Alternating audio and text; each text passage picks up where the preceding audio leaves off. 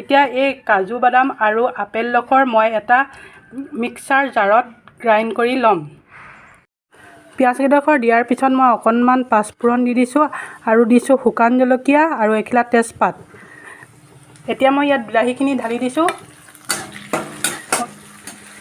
মোৰ এতিয়া বিলাহীখিনি আধা ভজা হৈ গৈছে।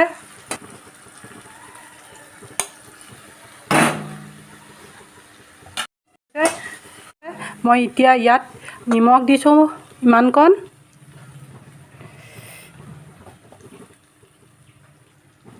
এতিয়া মই অকণমান ইয়াত পানী ঢালি দিছোঁ।